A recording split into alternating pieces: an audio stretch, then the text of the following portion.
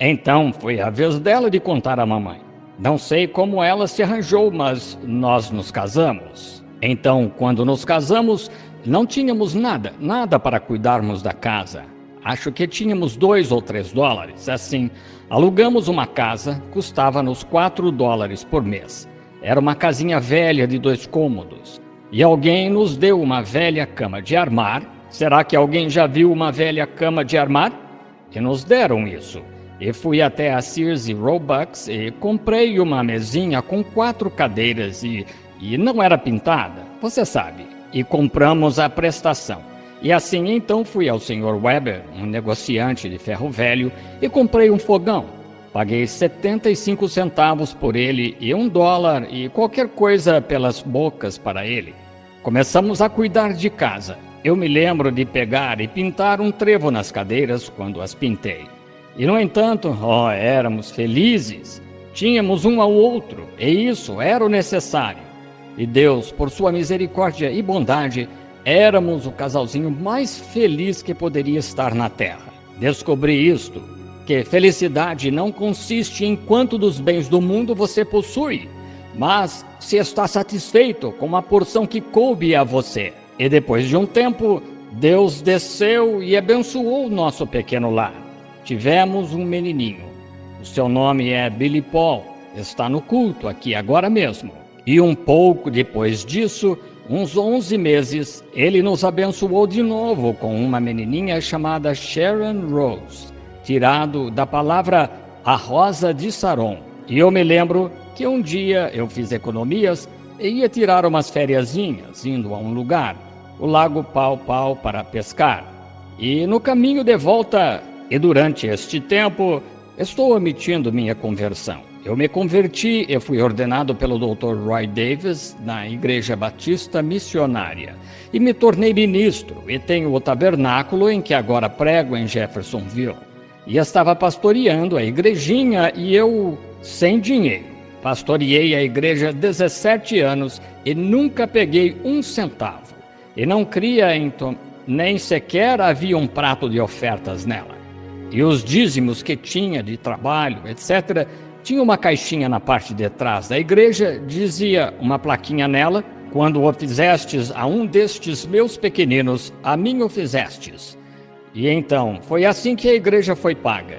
Tínhamos um empréstimo de 10 anos e foi paga em menos de 2 anos. E eu nunca levantei uma oferta de qualquer tipo. E então eu tinha uns $, economizados para minhas férias. Ela trabalhou também na fábrica de camisas Fine. Uma moça adorável, encantadora. E a sua sepultura talvez esteja coberta de neve hoje, mas ela ainda está em meu coração. E lembro-me de quando ela tinha trabalhado tanto para me ajudar a ter dinheiro suficiente para ir até este lago para pescar. E quando eu estava voltando do lago, comecei a ver, entrando em Mishawaka e South Bend, Indiana, e comecei a notar carros que tinham letreiros na traseira, diziam "Só Jesus". E pensei, parece estranho, só Jesus.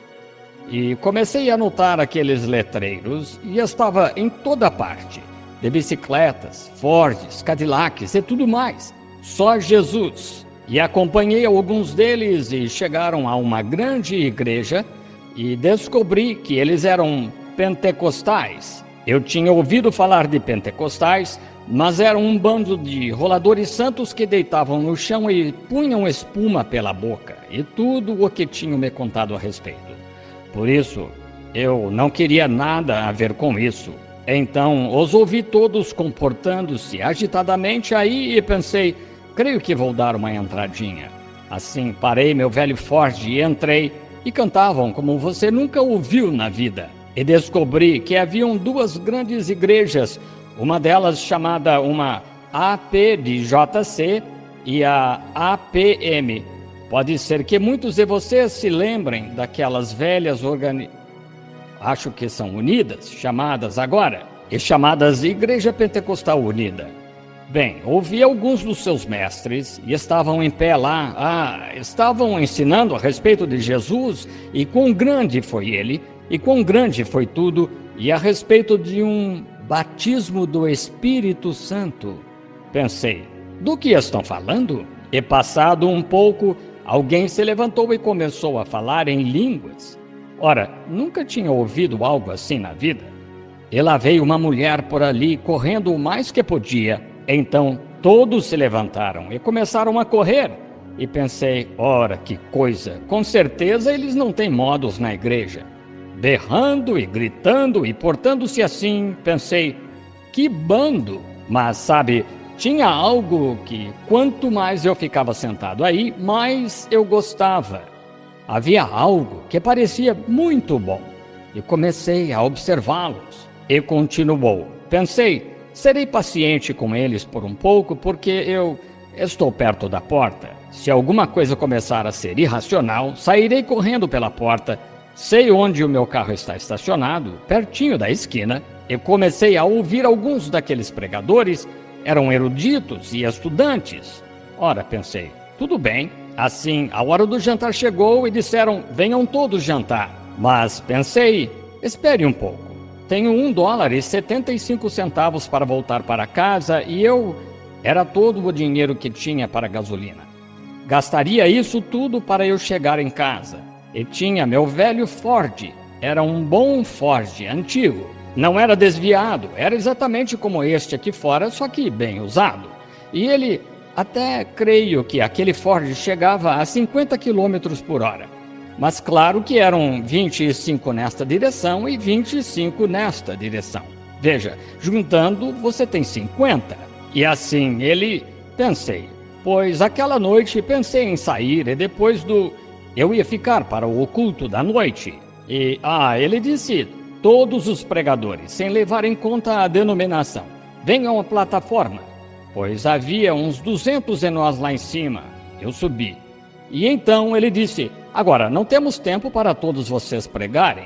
Ele disse, apenas passe por aqui e diga quem é e de onde é. Pois minha hora chegou, eu disse, William Branham, Batista, Jeffersonville, Indiana.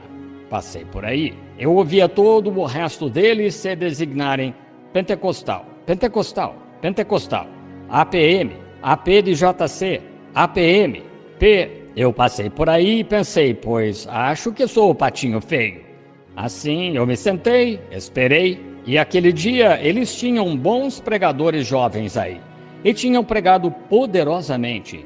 E então disseram, aquele que vai trazer a mensagem esta noite creio que o chamaram ancião.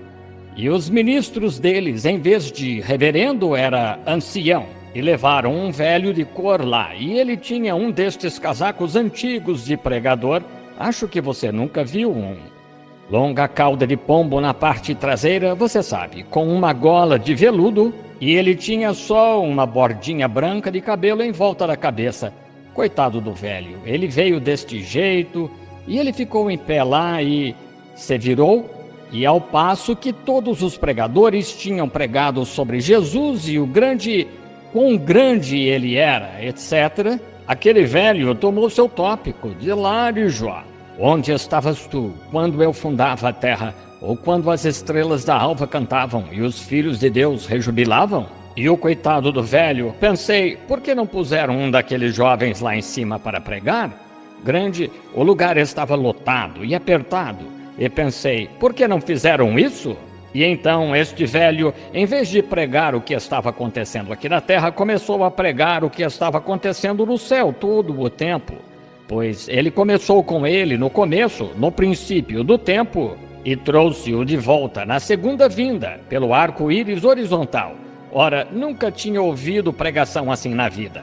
Por volta disso, o Espírito caiu nele, ele pulou mais ou menos desta altura e bateu um calcanhar contra o outro, jogou os ombros para trás e foi se dobrando pela plataforma. Disse, vocês não têm bastante espaço aqui em cima para eu pregar. E ele tinha mais espaço do que eu tenho aqui. Pensei, se isso faz um velho portar-se assim, o que faria se caísse em mim?